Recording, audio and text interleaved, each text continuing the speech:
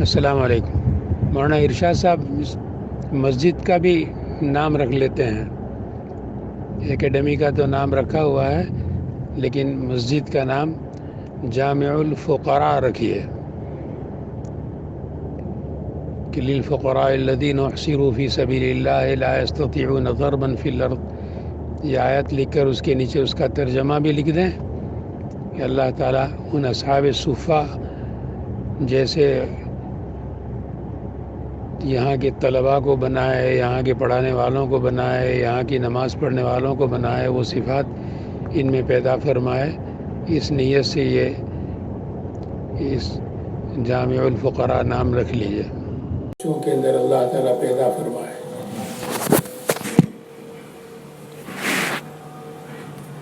اور یہ فتنوں کا زمانہ ہے، اللہ تعالیٰ اس اکیڈمی کو اور اس جامع الفقراء کو ہر قسم کے شرور اور فتن سے اپنی حفاظت میں رکھے، کیونکہ قدم قدم پر آزمائش اور شکاری ہر طرف بیٹھے ہوئے ہوتے ہیں، جنہیں یہ اسلامی سینٹر اور دینی کام کرنے والے پسند نہیں آتے۔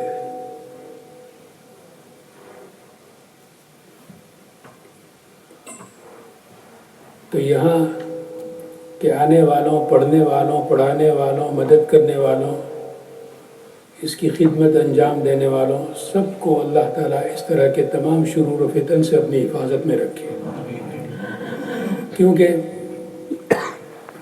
ہم ایسی سوسائٹی میں رہ رہے ہیں جو ملٹی کلچرل سوسائٹی، تمام مذاہب کے ماننے والے اس ملک میں ہیں، مسلمان بھی ہیں، عیسائی بھی ہیں، یہودی بھی ہیں، سکھ بھی ہیں۔ آپ کے پڑوس میں بالکل قریبی پڑوسی، کتنے پیارے پڑوسی آپ کو ملے کہ ان کے جن کو مانتے ہیں سکھ، گرو نانک 500 برس پہلے کتنے پیارے وہ اسلام کے شہدائی اور حرم مکی کے امام، اگرچہ حرم شریف اور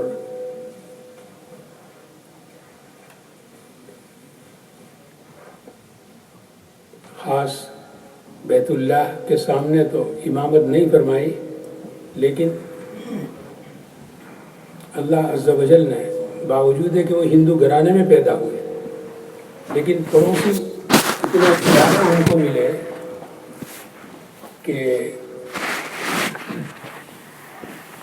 ان گرو نانک کے ابا نے دیکھا کہ ہمارے پڑوسی پیر حسن بڑے پیارے آدمی، ان کے پاس آتی ہے تو ہمیں بھی ان سے کچھ فیض حاصل کرنا چاہیے، تو وہ ان کی خدمت کی کوشش کرتے اور اتنے شہدائی بنے کہ اپنا بچہ اور بچوں اور طلباء کو دیکھ کر ان کے حوالے کر دیا کہ جس طرح اور سب بچوں کو آپ پڑھاتے ہیں، میرا بیٹا بھی آپ کی خدمت کے لیے وقف، جو چاہے پڑھائے۔ پھر کیا تھا، حضرت پیر حسن نور اللہ مرقدہ نے گرو نانک کو جو بچپن سے ان کے حوالے کیا گیا تھا، ان کو اپنے رنگ میں رنگ دیا، نہ صرف یہ کہ اسے اسلام دیا بلکہ روحانیت دی، علم دیا، فارسی زبان کے سب سے بڑے ادیب اور شاعر بن گئے، عربی زبان کے سب سے بڑے شاعر اور ادیب۔ میرے پاس کچھ 25 کتابوں کی فہرست ہے جس میں ان کے احوال میں لکھا گیا ہے کہ یہ فارسی کے سب سے بڑے شاعر تھے، عربی کے سب سے بڑے شاعر، اور مکہ مکرمہ میں جو اشعار انہوں نے کہے، پیر حسن نے اپنے اس طالب علم کو فرمایا کہ اب یہ میرے ذمے جو کچھ تھا میں تمہیں دے چکا، اب میری رائے یہ ہے کہ تم یہاں سے मरकज़ इस्लाम बगदाद है, वहाँ चले जाओ। तो मरकज़ इस्लाम बगदाद पहुँचे, वहाँ शाह मुराद से बैत हुए, फिर आगे काफ़ी तवील अरसा वहाँ क़ियाम फरमाया। फिर यहाँ से बैतुल्लाह हज के लिए तशरीफ़ ले गए। वहाँ मक्के वालों को आपकी अज़ान और आपकी नमाज इस कदर पसंद आई कि एक मस्जिद में आपको उन्होंने इमाम तजवीज़ कर दिया, छोड़ने के लिए तैयार नहीं थे।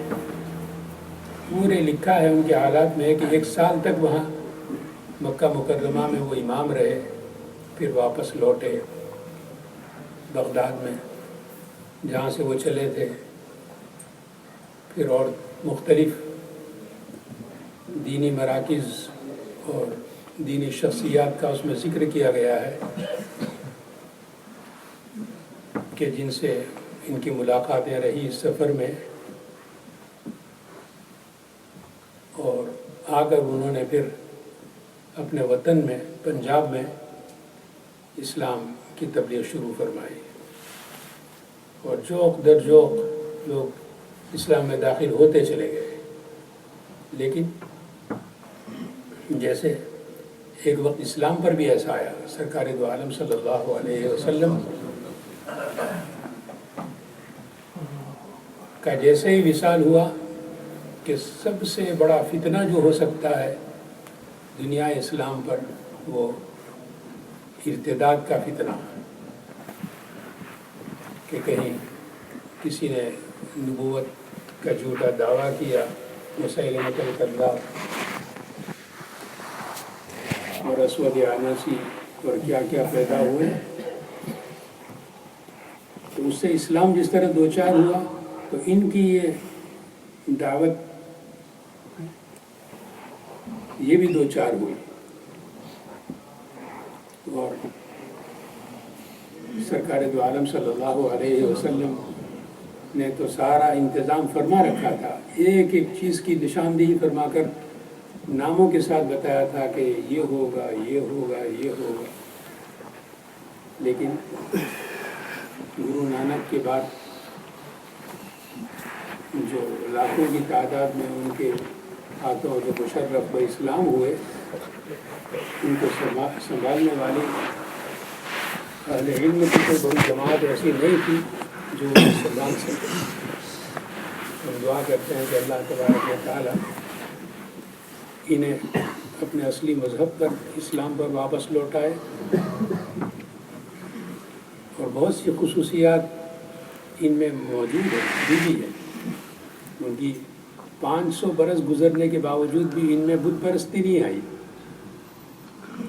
बुत परस्ती बिल्कुल नहीं है। नशा इनके मज़हब में क़तन हराम, नशावर कोई चीज़ इस्तेमाल नहीं कर सकते। लिबास भी आप देखें तो जिस तरह मुसलमान, एक मुसलमान पंजाबी मुसलमान जो लिबास पहनता है वही उनका लिबास है। और इसी तरह हमारे यहाँ जिस तरह ज़कात है, तो अपनी कमाई का 10वां हिस्सा निकालना वो सालाना ज़रूरी समझते हैं। तो ये जो तमाम चीज़ें थी उनमें से कुछ चीज़ें बाकी रह गई। तो ये मैंने अर्ज़ किया कि ये मल्टी कल्चर है। और जिस तरह और मसाजिद में शोर हंगामे बर्पा किए जाते हैं, तो इस तरह की कोशिशें हर मरकज़, हर सेंटर, हर जगह जिन्हें इन काम करने वालों से हसद होता है, इन सेंटरों से हसद होता है, तो वो इसके दर पे रहते हैं। अजीब ही इत्तेफाक में एक दफ़े तकाहारा कहीं सफ़र में पहुंचा, एकदम झट से किसी ने आकर मुझसे सवाल किया। कुरान कहता है कि उक़्तुलूहुम हैथु सक़ीफ़्तुमूहुम, कि गैर मुस्लिमों को कत्ल कर दो जहाँ पाओ। तो मैं उनका चेहरा तकता रहा। फिर मैंने उससे कहा कि क्यों इतना ही जुमला पढ़ते हो, जिस तरह के या अय्युहल्लज़ीना आमनू ला तक़रबुस्सलाह, कि ईमान वालों नमाज के करीब मत जाओ। पर खबरदार जो नमाज पढ़ी तो मैंने कहा इससे आगे पीछे क्यों नहीं पढ़ते? आगे ये भी तो फरमाया कि वाखरिजूहुम मिन हैथु, कि जहाँ से इन्होंने तुम्हें निकाला तुम भी इनको निकालो। तो मैंने कहा कि ये तो उन सहाबे किराम का हुक्म था जिन्होंने सहाबे किराम रिज़वानुल्लाह तआला अलैहिम अजमईन के सहाबा आप सल्लल्लाहु अलैहि वसल्लम के सहाबे किराम को मक्का मुकर्रमा से जिन कुफ़ार कुरैश ने निकाला था उनके बारे में कहा गया कि उक़्तुलू। जैसे हर जगह वो मौका जब भी कोई वो देखते हैं तो पढ़ते हैं ला तत्तखिज़ुल यहूद वन नसारा औलिया। तो मैंने कहा कि ये तो आगे जो सल्लल्लाहु अलैहि वसल्लम ने जो शाह रूम को कितने प्यार से गिरामी नामा इरसाल फरमाया, दावत दी, उन्हें नहीं देखते, सुहैब रूमी को नहीं देखते। आप सल्लल्लाहु अलैहि वसल्लम के कितने लाडले, अहले किताब के मुतालिक मुस्तकिल इस्लाम में अहकाम अलग हैं, उनकी खुसूसियात अलग हैं। तो इसी तरह मैंने कहा कि यहाँ इस एक वरक़ उलटने के बाद आगे पढ़ोगे तो उनके बारे में है कि जो इस्लाम को मजाक बनाते हैं। वइज़ा नादैतुमुस्सलाह, जब तुम नमाज के लिए अजान देते हो तो उसका मजाक उड़ाते हैं, उसमें रुकावट पैदा करते हैं। तो इस तरह कुरान करीम को के माना और उनकी आयत को गलत मौक़े में इस्तेमाल करके लोगों को गलत राह पर डालने की कोशिश की जाती है। तो अल्लाह तबारक व तआला ऐसे हासिदीन से इस सेंटर की, इस जामिया अल-फ़ुक़रा की भी हिफाजत फरमाए, इस्लाम की भी हिफाजत फरमाए। वक्त हो गया, ठीक, दुआ कर लें अल्लाह तबारक व तआला इस मस्जिद को आबाद रखे, हमारे सुल्तान भाई को बेहद जज़ाए खैर अता फरमाए, जिनकी कोशिशों और काविशों का ये नतीजा है। अल्लाह ताला इस ख़ानदान को हमेशा के लिए कबूल फरमाए।